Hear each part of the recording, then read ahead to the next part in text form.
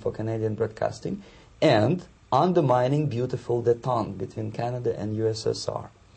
And the Soviet ambassador Alexander Yakovlev made it his personal effort to discredit me. He complained to Pierre Trudeau, who is known to be a little bit soft on socialism.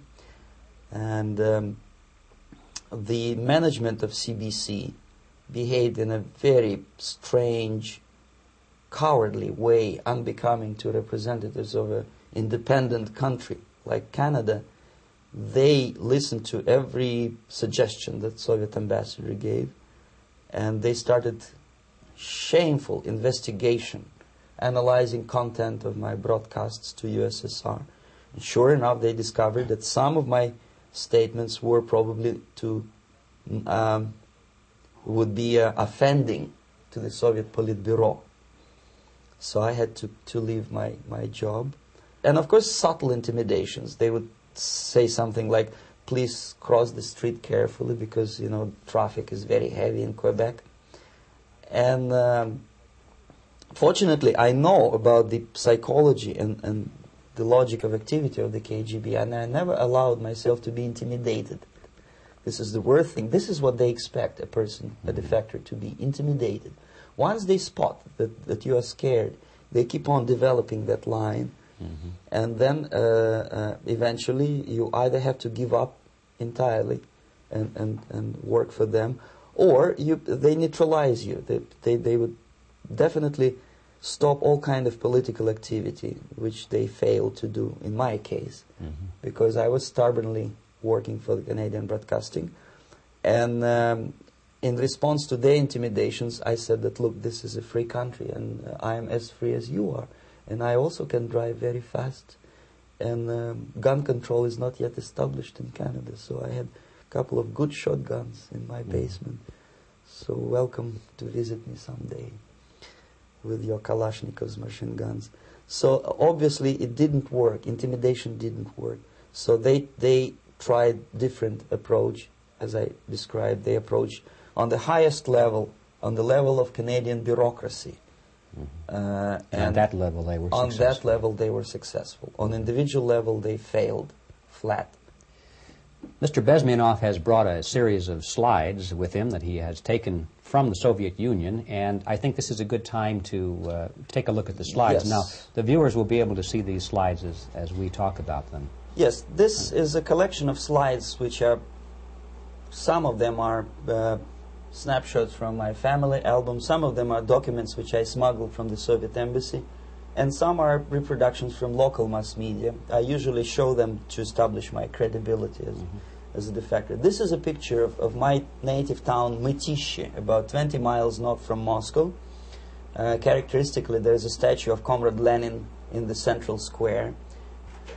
This is myself at the age of 7, again, characteristically, under the statue of Comrade Stalin, extending his friendly hand to peoples of the world.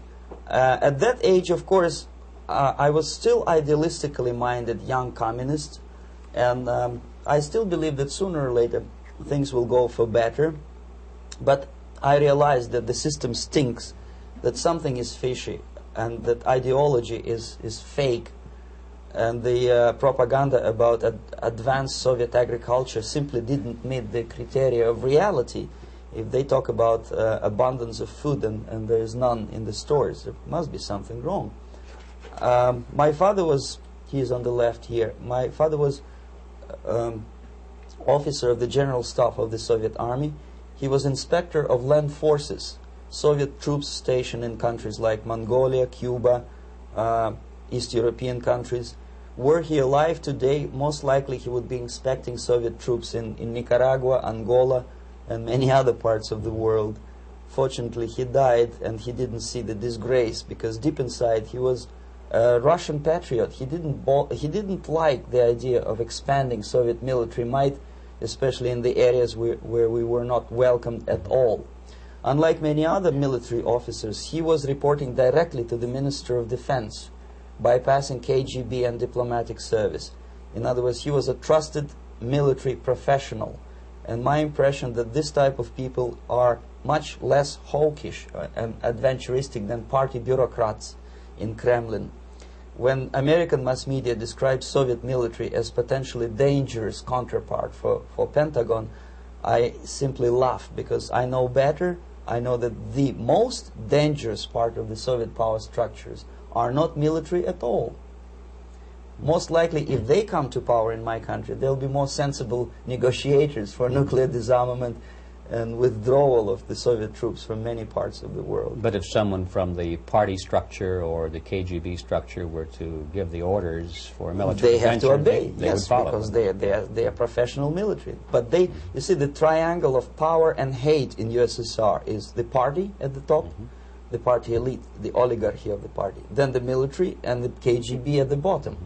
They hate each other. And the most hated triangle, the most hated corner of the triangle is the Communist Party bureaucrats. They are the most adventuristic, senile megalomaniacs. They can start war. I wouldn't be surprised. Not the military. They know what war is. Yes. At least my father did. This is the picture taken at the entrance of my Institute of Oriental Languages. It's a part of Moscow State University. I graduated in 1963. And now, excuse me, which one were you on? I am on the right. You're on the right. And on the left is my my schoolmate Vadim Smirnov, who later was a apparatchik in the Central Committee of the Soviet Union Communist Party. What is an apparatchik? It's a functionary, something like civil service in British Empire. Someone who is never fired from the service. He stays there internally. He may not be promoted too high, but he's a dependable bureaucrat who will stay forever. I studied not only languages but also history, literature, even music. I'm on this picture. I'm trying to learn how to play Indian musical instrument. I even tried to look like an Indian when I was second-year student. Not bad, really. Yes, actually, it was strongly encouraged by the instructors in my school because the graduates of my school were later on employed as diplomats, foreign journalists, or spies. As every Soviet student, I was, quote-unquote, volunteering for harvesting grain in Kazakhstan.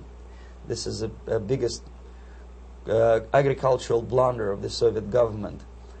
But I didn't have much choice, of course, because the communist motto borrowed from the Bible says, "Those who do not work shall not eat." And you can see me eating, therefore I was working, and you can see how happy I was about it. I went through a very extensive physical and military training, including the military games in areas, suburban areas of Moscow. And here, for example, we are on a tour in Arkhangelsk area. And by the end of my training in school, I was recruited by the KGB. This picture was taken on that day, and you can see again how happy it feels to be recruited by the KGB. Our conversation with Yuri Alexandrovich Bezmenov, who is a defector from the Soviet Union, a former propaganda agent for Novosti and the KGB, will continue after this message.